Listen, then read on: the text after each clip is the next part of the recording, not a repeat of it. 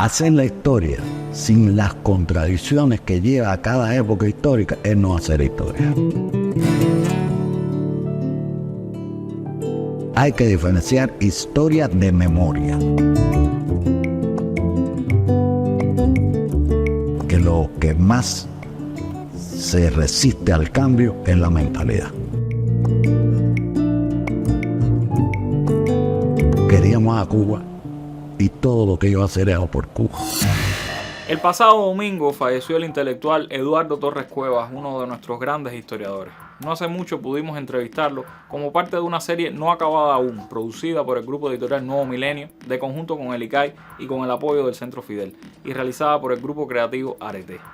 Con muy pocos recursos, pero con el afán de fijar en el tiempo esa conversación deliciosa sobre historia y memoria, sobre la Cuba que soñamos y pensamos, la entrevista no es más que nuestro muy modesto aporte al infinito mar de homenajes que se han rendido con total justicia a un hombre sabio y bueno.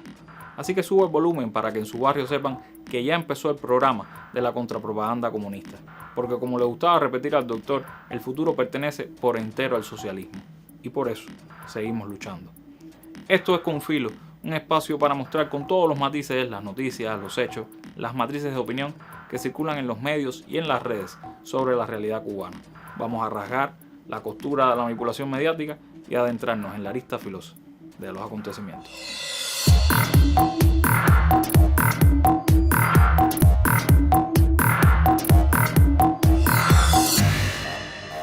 En un momento Grabowski llega, estoy yo estudiando el ingreso a bachillerato. Y un día llega Grabowski con una bohemia en la mano y me llama para el cuarto de él, cierra la puerta y era la bohemia cuando me entero que un señor llamado Fidel Castro decía que en ese año 56 iban a ser mártires. Y ahí me empieza libres o mártires, libres o mártires, libres o mártires. Seremos libres o mártires. Ahí yo me entero que por primera vez. Ahí conoce a Fidel. Sí, es la primera vez que oigo hablar de eso. Estábamos hablando en otro momento de cómo ahí están los historiadores que escriben la historia, pero hay historiadores que la viven y que la hacen. Y yo creo que sería bueno entonces cómo usted vivió ese momento del triunfo de la revolución. ¿Qué representó para usted ese momento en La Habana? Yo te diría que, bueno, te estoy hablando de momentos, pero ya había un ambiente revolucionario. Claro. Que eran revolucionarios. Y en mi colegio era la Academia Militar del Caribe, donde estaban muchos de los oficiales que habían estado conspirando contra Batista. Vaya. Es decir, no era un colegio cualquiera, era un colegio marcado por la dictadura como un colegio donde se conspiraba. Se conspiraba. Así, pero había un ambiente revolucionario. No faltaron notas en la prensa nacional e internacional sobre el fallecimiento del Premio Nacional de Ciencias Sociales Eduardo Torres Cuevas. El sentimiento de luto fue unánime, o casi unánime, porque no faltó el libelo que, devorado por la bilis y el odio, entendió pertinente hacer de su muerte una excusa más para la propaganda contra Cuba. Pero la obra de Torres Cuevas habla por sí sola, no necesita defensa alguna. Aunque de llegar a ser necesario, la defenderíamos sin dudar, por supuesto. Yo conozco mucho de sus libros, he leído sus libros sobre historia de Cuba, sus libros más filosóficos, En busca de la cubanidad, la historia del pensamiento cubano. ¿Qué parte de esa obra suya lo llena de más satisfacción? Desde el principio tuve dos ideas claras. Primero, queríamos a Cuba y todo lo que iba a hacer era por Cuba. Segundo, esto fue también una influencia ya de Sartre, de Jean-Paul Sartre. ¿Para quién se escribe? Tú no puedes escribir para ti mismo, para darte la satisfacción de que tú, bueno, pues mejor, no. Se escribe para los demás. Tú escribes para los demás. Y llegué a la conclusión de que tenía que dominar tres cosas: la filosofía, la historia y la literatura. Y eso me llevó entonces a buscar desde Santo Tomás de Aquino, para entender la suma teológica, entender la escuela de Salamanca, estoy hablando en un plano filosófico. ¿Y cómo todo eso iba influyendo en Cuba? Y los pensadores. Cómo eso se refleja, influye en Cuba. El otro día en un evento decía que no bastaba con soñar a Cuba, había que pensarla. Exactamente. Y que en esos siglos, sobre todo el siglo XVIII, XIX, se va no solo pensando en un país, sino no solo se va soñando en un país o un sentimiento, sino que se va pensando, se va creando un país. Bueno, y hay mucha de esa influencia de la filosofía. Ese es el sentido. Claro. Y eso, cuando lo llevas a la historia, cuando tú analizas lo de las grandes figuras históricas, Te das cuenta que es un pensamiento. Y de ahí surgen los dos libros que yo creo que son dos de mis libros más queridos. El libro sobre Félix Varela, que es una biografía intelectual de Félix Varela. Y el otro libro fue el del obispo Espada, que también estuvo relacionado con estos grandes cambios en la esfera del pensamiento. Y estos cambios están vinculados al nacimiento. Yo creo que hay una influencia entonces de Stefan Zweig, de sus lecturas. Porque a través de los hombres, de las biografías de los hombres, de la impronta de los hombres, usted analizaba el espíritu de una época. Esa es la idea. Este viernes haremos nuestra peña como cada mes y afilaremos la pupila con el verbo del profesor Eduardo Torres Cuevas. Los que asistan podrán disfrutar en calidad de preestreno de este material de unos 15 minutos de duración. También tendremos la presentación del libro de Iroel Sánchez, El Párpado Abierto, una compilación de sus trabajos periodísticos y ensayos escritos en la última etapa de su vida y que podrán copiar en formato electrónico de manera gratis, igualmente todos los que asistan. Y coronaremos la noche con Cantar los 80, un concierto de Pedro Beritán y Ariel Díaz, que es una explosión de nostalgia o de descubrimiento para los que somos un poquito más jóvenes. Porque para eso también existimos, para rendir homenaje a hombres que defendieron a la Cuba revolucionaria, como Torres Cuevas o Iroel, para cantarle al país que hemos podido ser y al país que merecemos y por el que seguimos batidos. Para eso y para tirarle a los americanos. Pero hoy que se encargue de esa tarea Gabriela Fernández, que tiene a los malos en la mira. Si por casualidad alguien pasa por Tropicana y se encuentra con unos gringos entrando, salúdennos a la gente de la embajada. Difícilmente algún otro ciudadano norteamericano pueda disfrutar tanto de las bondades de nuestro país, patrocinador del terrorismo, porque su presidente decidió por su propio bien restringirle la libertad de viajar a Cuba. Y por supuesto Tropicana difícilmente esté entre las poquísimas excepciones de posibles esparcimientos de sus ciudadanos dentro de este país. En un audaz ejercicio de contradicción geopolítica, varios diplomáticos, asesores y algún que otro analista de seguridad del gobierno de Estados Unidos han sido vistos realizando una investigación de campo en los peligrosos antros de La Habana, específicamente en el célebre Tropicana. Que hayan querido celebrar el 26 de julio en un paraíso estatal bajo las estrellas es comprensible. Lo que sí hace ruido es que en menos de un mes la embajada da advertencias sanitarias en ráfaga cuando ninguno de ellos llevaba ni siquiera nasobuco en la fiesta. Debe ser una estrategia para que sus superiores crean que en vez de una noche loca fue un intento de guerra bacteriológica. No sería la primera vez. Se van a enfocar en hacer cumplir las regulaciones de viaje que hoy existen, las prohibiciones de turismo, que no te vayas a Cuba a la playa a tomarte un trago cuando realmente tienes que estar visitando iglesias y escuelas. Cuando regresen de Cuba, los expertos anticipan que podrían ser sujetos a un escrutinio mucho mayor porque el gobierno quiere saber por qué fuiste a Cuba y qué hiciste allí. Casi es nulo porque nadie te pregunta lo que hiciste, a dónde fuiste, ni que enseñes tu itinerario, ni tus notas.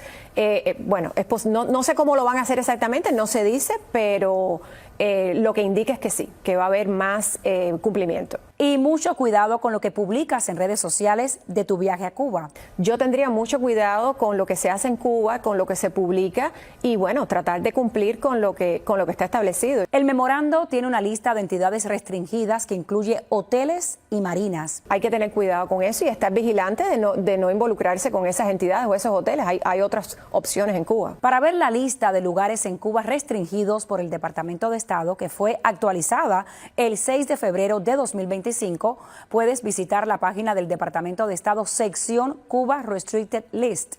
Ahí están todos los hoteles, tiendas, marinas y empresas que no deben visitar.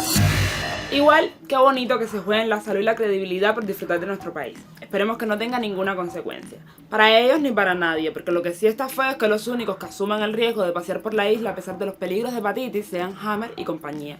Yo creo que si se sienta en control lo convencen de ir a Tropicana. De todas formas, no sería la primera vez que la opinión de Marco Rubio no se tome en cuenta.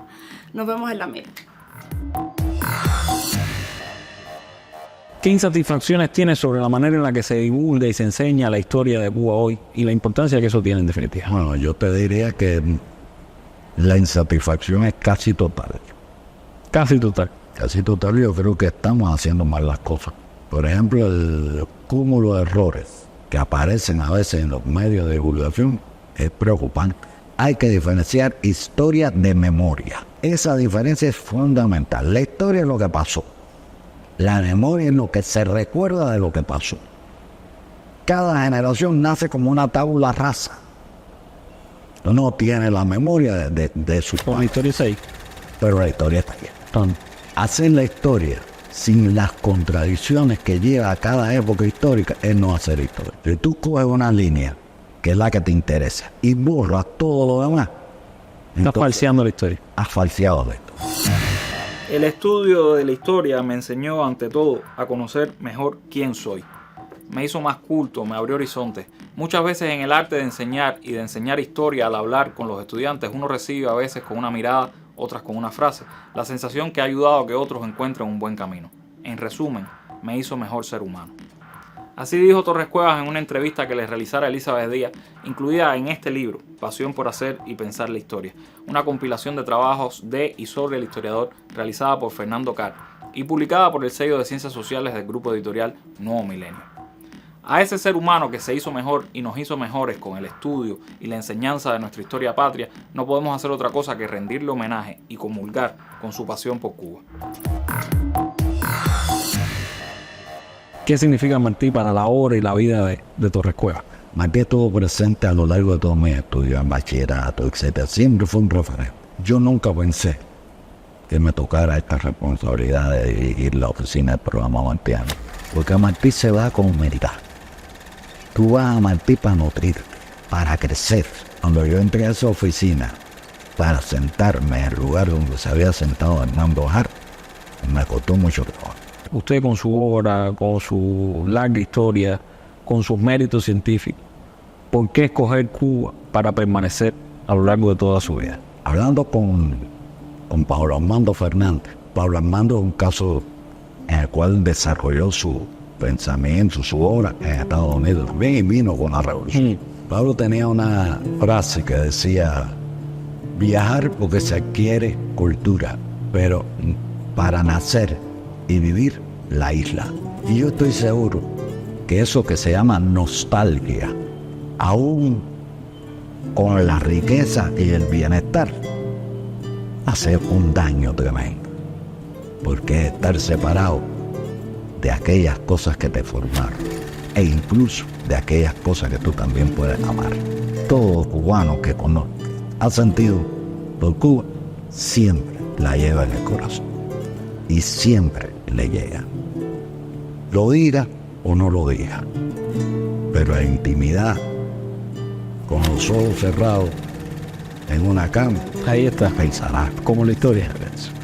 Esa es la razón por la que yo no puedo ni pensar dejar mi querida isla. La historia de Cuba es una historia de lucha y resistencia, es una historia de desafiar a poderosas fuerzas, un relato de trincheras de ideas, de planes contra planes.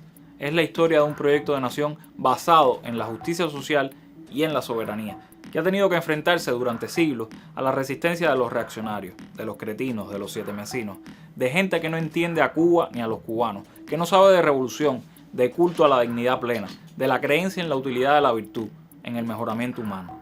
Leer la historia de Cuba es aprender lecciones de ética, de coraje, de amor. Es aquilatar a figuras como Martí y Fidel, genios políticos forjados en la guerra de pensamiento, en la batalla por los humildes. Y no hay mejor forma de leer esa historia que a través de la obra de intelectuales como Torres Cuevas. Salud, maestro. Aquí seguimos en ese bando que usted escogió, en el lado de la historia que creemos correcto. Síganos en nuestras redes sociales y recuerden que este viernes nos vemos en vivo y en directo en la Casa de la Amistad a partir de las 6 de la tarde para otra peña de la pupila afilada. Recapitulemos. Tendremos la entrevista a Torres Cuevas, la presentación del libro de Iroel y el estelar concierto de Ariel Díaz y Pedro Beritán. Homenaje y celebración entre gente que apuesta por las mismas causas. Vamos a pasar lista. No hay excusa. Por acá, por el vidrio, regresamos el próximo martes justo después de la novela. Hasta entonces, manténgase con filo. Chao.